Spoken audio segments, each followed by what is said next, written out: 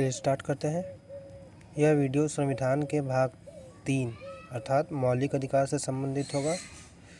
भाग 3 के इस वीडियो में हम मौलिक अधिकार के बारे में कुछ तथ्य के बारे में जानेंगे। तो चलिए स्टार्ट करते हैं।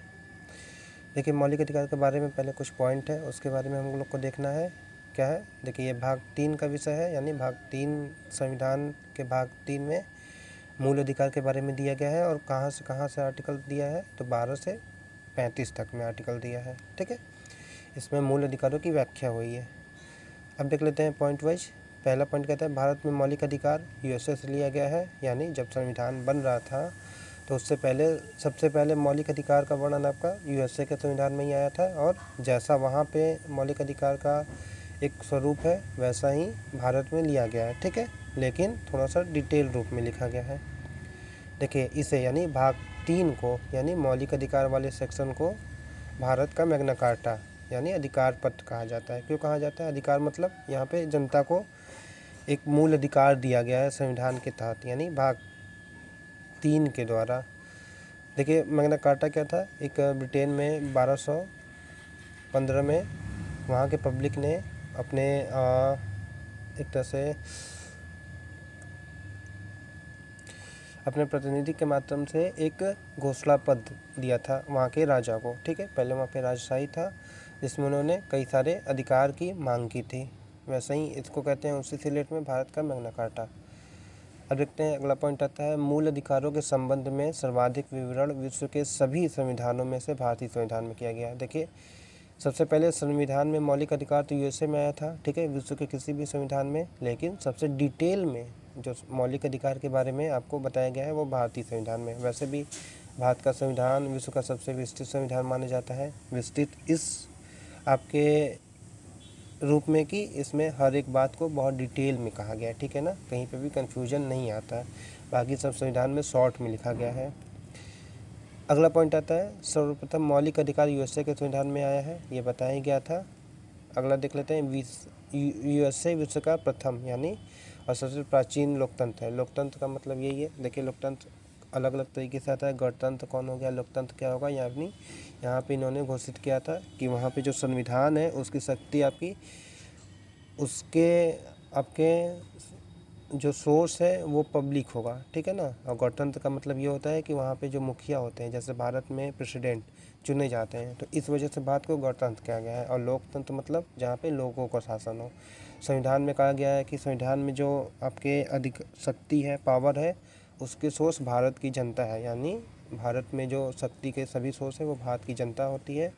भारत की जनता, भारत के नागरिक चुनते हैं कि उनको कौन सी सरकार चाहिए, कौन से पर्सन चाहिए जो उनके लिए कोई भी आपके प्लान बना सके। जैसे गवर्नमेंट बन गया, ठीक है ना, संसद में कौन से लोग रहने चाहिए। संसद आपका सबसे पावरफुल है इंडिया में, वो संविधान में संशोधन कर सकते हैं। लेकिन संसद में किसके प्रतिनिधि होते हैं? आपके पब्लिक के होते हैं, लोकसभा, ठीक है ना। और राज्यों के प्रतिनिधि राज्यसभा में होते हैं, लेकिन जो मेन हाउस होता है वो लोकसभा होता है।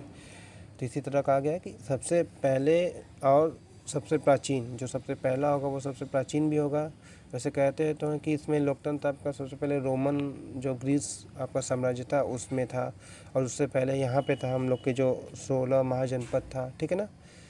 उसमें जो एक महाजनपद था, अभी तो फ़िलहाल नेम नहीं याद है, उसमें था। लेकिन मॉडर्न वर्ल्ड में आपके प्रथम लोकतंत्र यूएसए में आया है, जो सबसे पहला था 1778 में। ठीक, अब देखते हैं, बी.आर. अम्बेडकर ने मूल संविधान को संविधान का सबसे विवादित भाग कहा। क्यों विवादित भाग कहा था? देखिए, संविधान में कई सारे ऐसे आपके मूल अधिकार है जो कहते तो हैं समान अधिकार के, लेकिन उसमें बहुत सारे अंतर है। एग्जाम्पल के लिए देखिए आर्टिकल 15, ठीक है ना। आर्टिकल 15 में कहा गया है कि लिंग के आधार पर विभेद नहीं होगा, ठीक है, लेकिन उसमें क्या है, पुरुष और स्त्री के बीच विभेद होता है। जैसे कोई भी सरकारी प्लान में महिला को थोड़ा सा प्रियोरिटी दिया जाता है, तो इससे क्या होता है, भेदभाव होता है। तो ये हो गया एक विवादित स्थल। और कई सारे पॉइंट हो गए, ठीक है ना। जैसे आर्टिकल 26, 27, 28 कहते हैं कि धर्म के आधार पर आपका विभेद नहीं होगा, लेकिन उसमें क्या है कि राज्य धर्मनिरपेक्ष है लेकिन धर्म की आज़ादी और स्वतंत्रता देती है, ठीक है ना।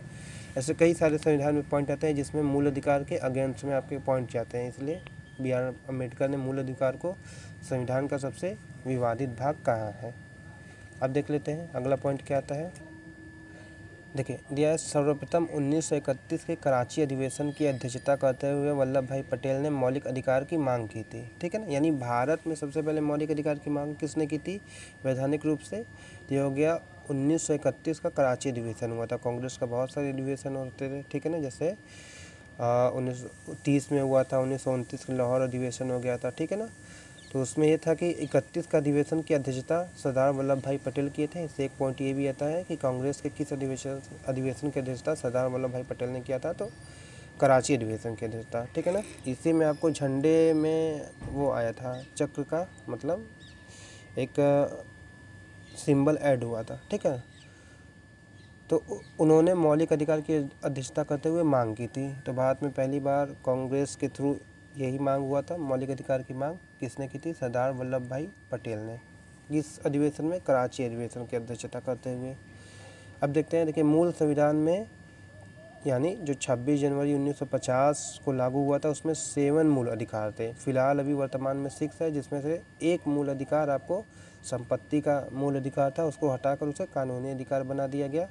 अगले पॉइंट में देखते हैं, देखिए 44वें संशोधन 1978 के द्वारा संपत्ति के अधिकार, जो कि मूल संविधान में मूल अधिकार माना गया था और उसका वर्णन आर्टिकल 31 में था, उसको हटाकर उसे आर्टिकल 300 का यानी 300A के तहत कानूनी अधिकार बना दिया गया। कानूनी अधिकार मतलब इसमें आपका अगर संपत्ति का अधिकार कोई हानि होता है तो आप कानूनी रूप से उसे कोर्ट में लड़ सकते हैं, ठीक है ना। लेकिन कोर्ट उसे लागू करने को बाध्य नहीं होगा, आपके पक्ष में ज़रूरी नहीं है, ठीक है। लेकिन मूल अधिकार क्या होते हैं, उनको लागू कराने के लिए अगर उसका हनन हो गया तो कोर्ट उसे लागू कराने के लिए बाध्य है, स्वतः बाध्य है, संविधान के तहत बाध्य है, ठीक है ना।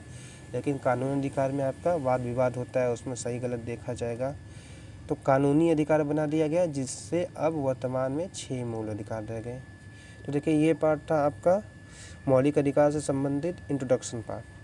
आगे के पार्ट में हम मौलिक अधिकार से संबंधित संवैधानिक उपबंध अर्थात मौलिक अधिकार से संबंधित आर्टिकल का डिस्कशन देखेंगे। इस वीडियो में बस इतना ही। Thank you so much.